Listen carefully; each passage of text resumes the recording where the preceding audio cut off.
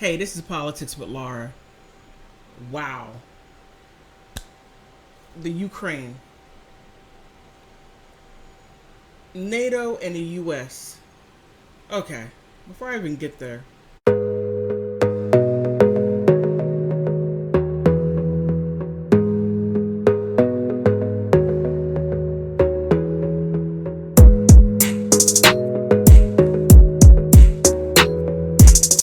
I got a good one for you. I said in previous videos that I thought that the US had military people over there helping the Ukrainians. I was right. I got proof. And I will put the article down in the description section, and I will put some pictures within the video. Oh my goodness. Okay. This this article is from Business Insider. U.S. military veterans training Ukrainian frontline troops say NATO artillery and rocket launchers are essential for Ukraine to beat Russia. Why? Ukraine is a neutral country. Ukraine is not a part of NATO. Again, the Warsaw Pact. I don't know who. Well, I know how Zelensky got into power by Kolomoisky. I like that man's last name. It is so cool. Okay, I digress. Kolomoisky, a billionaire oligarch who got kicked out of Ukraine. How do you get...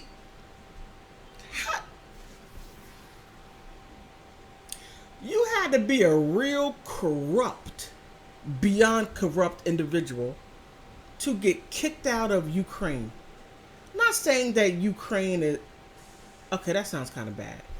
But in order to get kicked out of any country, you gotta be beyond a jerk, beyond corrupt. You gotta be You have to be down there hanging out with Satan, but being on the right side of him. I mean, I'm just saying. Just my 2 cents. But outside of my opinion, he helped Zelensky.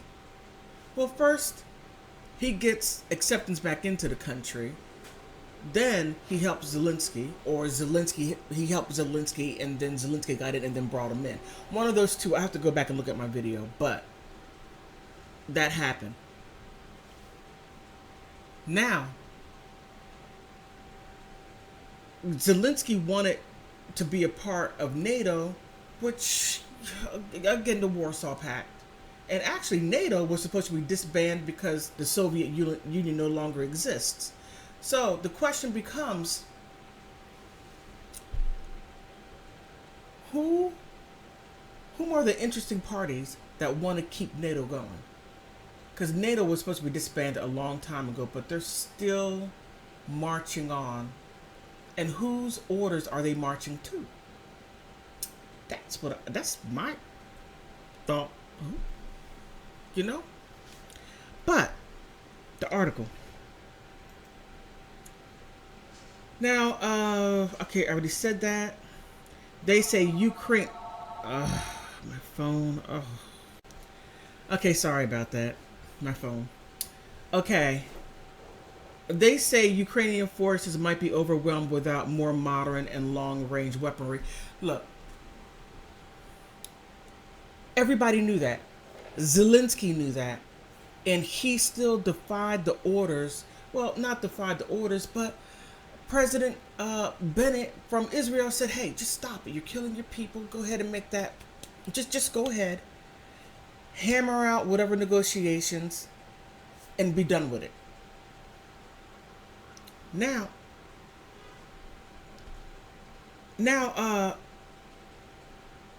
in another article that I found that I'm going to report on, Putin, he's going hard. Oh my goodness. He's not done yet. And it is a bit of a sluggish Martin Waterer, I guess, a Marine veteran, said of the war. A group of U.S. military veterans currently training Ukrainian soldiers said Ukraine needs more NATO weapons to win the war with Russia.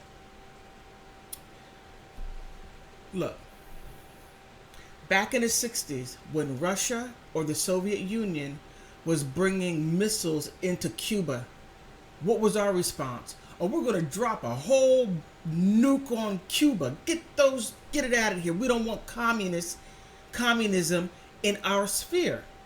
Now we were ready to drop bombs. Yeah, put a whole bunch of surrounded Cuba with what do you call it? Those battle warships. But when Putin just says, "Hey, you're gonna have to honor this pact because we all agreed on it," and Zelensky, no, you're supposed to be neutral, and then the U.S. is in there like, "Hey, go ahead, you could do." Come on, you have to honor the pact. Honor it. That's it. Honor it. That's just what treaties are for. You honor the treaty. You agree to it, agree to the terms. Now, if you have an issue with it, then you go back to the table and say, "Hey, I got a problem with this, and that's what one person should do." But, okay. Let me stop with my opinions. All right. The officer in the Mozart group told Newsweek that modern long-range artillery would help Ukrainian forces fend off the Russian offensive. Russia wouldn't even have gone in if none of this happened. Now, here's the interesting part. Now, the U.S. is in there. Now, Russia has friends too. Now, right now, Putin, to my knowledge, hasn't asked any of his allies for help. But if these NATO keeps it up, it's going to be a bigger problem. This, in my opinion, I have nothing to back this up with, but it's just a thought of mine, just a thought.